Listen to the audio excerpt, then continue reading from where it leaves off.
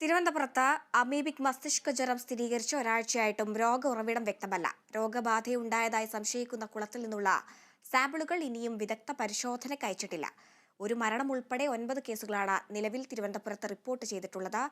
വിവരങ്ങളുമായി സൂര്യഗായത്രി ചേരുന്നുണ്ട്. സൂര്യ, അമീബിക് മസ്തിഷ്ക ജ്വരം തിരുവനന്തപുരത്ത് സ്ഥിരീകരിച്ചിട്ടുണ്ടായിരുന്നു. ഇതിന്റെ ഭാഗമായി ഒരാൾ മരിക്കുകയും ഉണ്ടായിരുന്നു. 9 കേസുകൾ ഇപ്പോഴും തിരുവനന്തപുരത്ത് റിപ്പോർട്ട് ചെയ്തിട്ടുണ്ട്. ഇതിന്റെ സാഹചര്യത്തിൽ ഉറവിടം കണ്ടെത്താനുള്ള താമസം എന്തുകൊണ്ടാണ് ഉണ്ടാകുന്നത്? ഹരിത, അമീബിക് മസ്തിഷ്ക ജ്വരം തിരുവനന്തപുരത്ത് സ്ഥിരീകരിച്ച സമയം മുതൽ രോഗ ഉറവിടം തിരക്കിയുള്ള അല്ലെങ്കിൽ അത്തരത്തിലുള്ള പരിശോധനകൾ ആരോഗ്യ വകുപ്പ് നടത്തുകയായിരുന്നു. ഇതിപ്പോൾ രോഗം സ്ഥിരീകരിച്ച് ഒരാഴ്ച പിന്നിടുമ്പോഴും ഈ രോഗം എവിടെ നിന്നാണ് ഉണ്ടായത് അല്ലെങ്കിൽ രോഗത്തിന്റെ ഉറവിടം സംബന്ധിച്ചുള്ള ഒരു വ്യക്തത വരുത്താൻ ആരോഗ്യ വകുപ്പിനോ മറ്റും കഴിഞ്ഞിട്ടില്ല എന്നതാണ് ഏറ്റവും പ്രധാനപ്പെട്ട കാര്യം. തിരുവനന്തപുരം ജില്ലയിൽ ഒരു മരണം ഉൾപ്പെടെ 9 പോസിറ്റീവ് കേസുകളാണ് നിലവിലുള്ളത്. ഇതിൽ 8 പേർ നെയ്യാറ്റിൻകര സ്വദേശിയാണ്, ഒരാൾ പേരൂർക്കട സ്വദേശിയുമാണ്.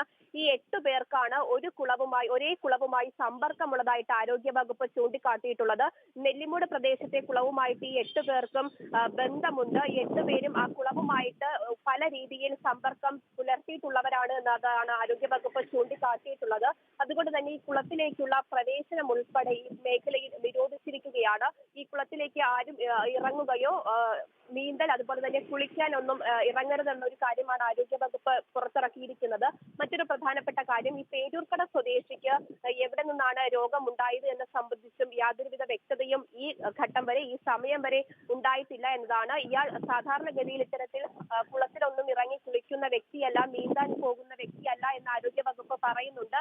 അങ്ങനെയെങ്കിൽ ഈ വ്യക്തിക്ക് എവിടെ നിന്നാണ് ഈ ഒരു രോഗം പിടിപെട്ടത് എന്നടക്കമുള്ള കാര്യങ്ങളിലും ഇതുവരെ ഒരു വ്യക്തതയും ഉണ്ടായിട്ടില്ല. ഈ കുളം കേന്ദ്രീകരിച്ചുള്ള പരിശോധന ആദ്യഘട്ടം മുതൽ തന്നെ ആരോഗ്യ വകുപ്പ് നടത്തിയിട്ടുണ്ടായിരുന്നു. പക്ഷേ ഈ സാമ്പിളുകൾ പരിശോധനയ്ക്കായിട്ട് അയച്ചിട്ടില്ല എന്ന ഒരു കാര്യവും ഈ ഘട്ടത്തിൽ അറിയാൻ സാധിക്കുന്നുണ്ട്. ICMR-നും ഇതുമായി ബന്ധപ്പെട്ടൊരു വ്യക്തത ഇതുവരെ വരുത്താൻ സാധിച്ചിട്ടില്ല. ഏകദേശം ഒരാഴ്ച പിന്നിടുകയാണ്. ഈ കുളവുമായി ആ പ്രദേശത്തെ മറ്റ് ഉള്ളവരും സമ്പർക്കം പുലർത്തിയിട്ടുണ്ട്. അത്തരത്തിലുള്ളവർക്ക് ജാഗ്രതാ നിർദ്ദേശങ്ങൾ ആരോഗ്യ വകുപ്പ് നേരത്തെ തന്നെ നൽകിയിട്ടുണ്ടായിരുന്നു. പക്ഷേ രോഗ ഉറവിടം കണ്ടെത്താൻ കഴിയാതെ ആരോഗ്യ വകുപ്പ് ഇപ്പോഴും പരിശോധനയും അന്വേഷണവും ഒക്കെ തന്നെ നടത്തുകയാണ്. വരും ദിവസങ്ങളിൽ കൂടുതൽ പേർക്ക് തിരുവനന്തപുരം ജില്ലയിൽ രോഗം ഉണ്ടാകാനുള്ള സാധ്യതയുണ്ടെന്ന് നേരത്തെ തന്നെ ആരോഗ്യ വകുപ്പ് മന്ത്രി വീണ ജോർജ് വ്യക്തമാക്കിയിട്ടുണ്ടായിരുന്നു. ഈ ഘട്ടത്തിലും ഇതെവിടെ നിന്നാണ് രോഗം ഉണ്ടായതെന്നൊരു കാര്യത്തിലാണ് ആരോഗ്യ വകുപ്പിനൊരു വ്യക്തത വരുത്താൻ കഴിയാത്തത്. ഇപ്പോഴും പരിശോധന തുടരുന്നു, അന്വേഷണം തുടരുന്നു.